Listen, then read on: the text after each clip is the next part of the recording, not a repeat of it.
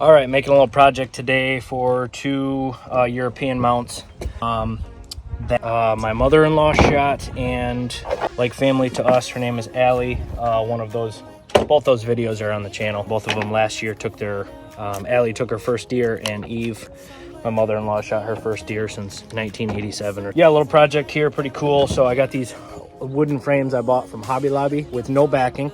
Just so you can see, they are $12.99. This big paneling, I got it cut already, so I didn't show you that part, but this paneling I bought for $14.99 at Menards. Just some very simple, rustic framing. I already built one of them just so I could see how it looked, but I think it's pretty cool. This is how it's gonna look right here. Down below, right down below here, actually, I'm going to, I have a 5x7 picture that I'm going to mat and put right there, so it she'll have a picture of it, and then there's her deer right there. So this European mount right here, you can buy online. I don't deal with, you go to a taxidermist and it's 70-80 bucks for a European mount, so I don't deal with doing that usually, do we? We just make our own. So you can get them online, 30-40 bucks or something like that, if I remember right, online. So a lot cheaper and super cool. Got a blank one here, so you just measure and make sure that the horns are exactly where they need to be width wise, so you're not fudging the numbers a little bit. But going to make these little project this afternoon and see how it goes. All right, so just so you see here, obviously this is my frame here, so that comes with those hangers on it. I personally take them off, and then when we go ahead and take them off, we'll reuse them, or at least one of them. So as you can see on this one here, I'm actually making the back a little bit stronger. So I fully covered the whole back, as you can see here, and then hung a new hanger right there. So it sits flush to the wall and there's no gaps. All right, so now that I took all the hangers off here, I did already cut my paneling for the inside here. This one here fits perfect. So I just measured the inside width here, put it in so it fits perfect. Obviously this is the end product, what it will look like, but now because I want to cover this, and this, you have to have something to keep this in. Being that this is so thin, you can't really, nail or glue. I mean, you could use wood glue maybe, but you can't really nail to this. So lay this flat here, and I have some of this, obviously the sheet left over, so I'm going to flip it so this side is back here, and I'm going to a lot of these wood frames that come from Hobby Lobby are not perfectly square, so it's probably easier to really just trace the outside here. So I'll take it, I'll line it up, just use a pencil or whatever, draw your line for the outside of it like this. It doesn't have to be perfect, obviously, but this is just a good guide and outline here. I'll go ahead and cut this here. Obviously you want to cut on the inside of that, or the blade should be on the outside to keep the line on the inside here. So just remember when you're cutting stuff, obviously your blade length, if you cut directly on the line, then it's going to be off just a little bit.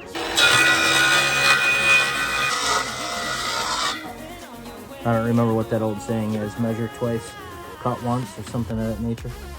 Now obviously you can do this on like a table saw, you're going to get cleaner lines, you're going to get some cleaner edges, but this is what we're doing right here. I'm going to go ahead, place that on the inside here. We're going to grab the piece we just cut, place that over top. It looks like everything's lining up real nice. I'm sure you could use like a little set of screws or something. I use this nail gun that I have here, this cordless nail gun from Ryobi. It's like my favorite tool I own. I'm using 1/2-inch nails on this, just because I have to, obviously you want to make sure you're doing it along the edge, because if you do it too far in, you're going to come out into this and then you're going to have nails sticking out. So now everything's good, nice flush back. So now what we can do is I can get the horns ready to hang on this. And actually I'm going to put the hanger on quick here in just a second. Just need to measure halfway. So we got 13 inches here, so 6.5. So we'll mark 6.5 here, like so. And again, you kind of want to hang towards the top because you are going to screw back in a little bit. And when you do, you want to make sure you're hitting the flush wood on the bottom side so the screw doesn't stick out. Doesn't have to be crazy. Make sure that it's still on the skull plate itself from the deer.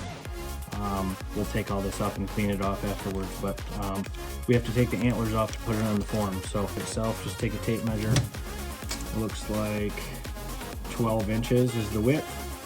So with that being said, just write it down so you don't forget it. Now you know what to make it on the form itself. So got a saw here. Do this, make sure you're cutting right under the pedicle line here, right where the hair meets the horn itself.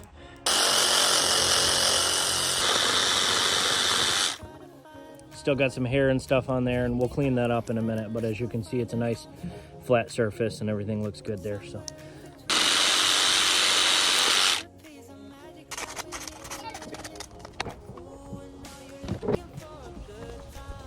all right, so now we gotta drill holes in the bottom of these, and obviously this is the plate here that screws onto the main skull itself. So with that being said, with this, you want to make sure that it's nice and flush on there. It sits nice and flush. So you got to screw it in. Now we're gonna find some drill bits here. All right, so I'm using my own screws to go into the horn. I use a little bit deeper ones so they stay real nice and put. So with that being said, I'm using this guy here. You want to say hi? I'm making a video on how to do this. This is Grandma's. You see the one I made over there? It's Allie's. Kind of cool, huh? Yeah. And then so we found a drill bit here. You want it pretty much the same, just a touch under. So then when this goes in, it has a good pilot hole.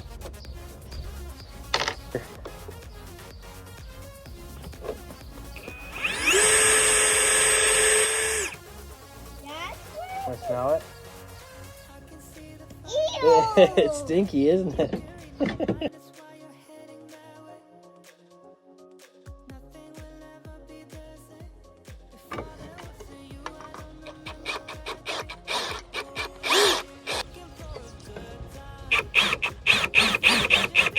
I find this super awesome. They do come in different ones. You can get one that's weathered, one that has American flag on it, camouflage. I just like the all white one. It just looks clean. I'm not dealing with all the actual bones and the bugs and the fallen structure, which obviously I know that's the integrity of the deer, but this is pretty cool, clean, and it's a lot cheaper. It's 2 screws in the inside here to attach the skull plate. So we're gonna go ahead, attach these guys. This is super awesome. It's a good project to do with the kids. They're just busy playing football right now, but there we go, just like that. Look at, we are ready to go. All right, so I forgot to tell you, I ordered these on Amazon.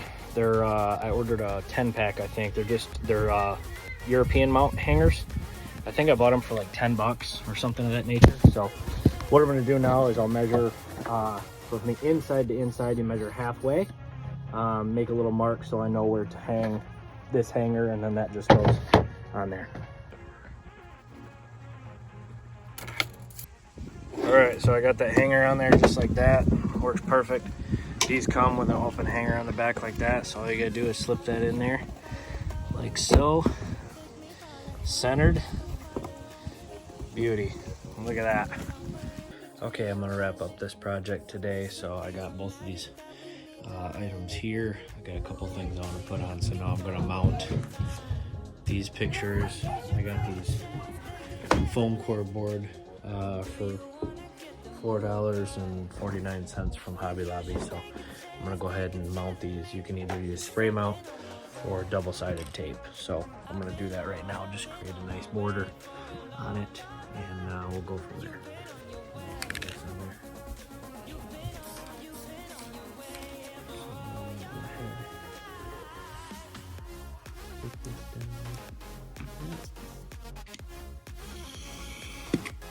What's my baseball bat? I do like your baseball bat. See, here's that one.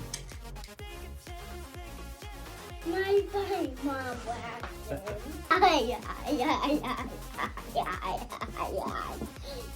I'm gonna go ahead and position these ones with some hot glue here. So I got obviously my mat and frame picture here. I put the date down in the corner here. It's just a picture, nice on mat board here. So we're just gonna go ahead, get a little hot glue here. Make sure you get yourself, get this nice, and I try to center, obviously center it the best you can, and then go ahead Make sure that your sides are pretty even with the bottom. That looks pretty good. I got to pretty much the same amount all the way around here. That this back piece here, like these slats aren't exactly even with it, and like I didn't really care about that just because it's supposed to be like old vintage barn wood. It didn't matter to me on that. That's not the focus anyways, the background. So I'm gonna go ahead and attach these two kind of cool items as well. I got the Michigan successful patch here, so I'm gonna go ahead and put that on. Go ahead and put that down.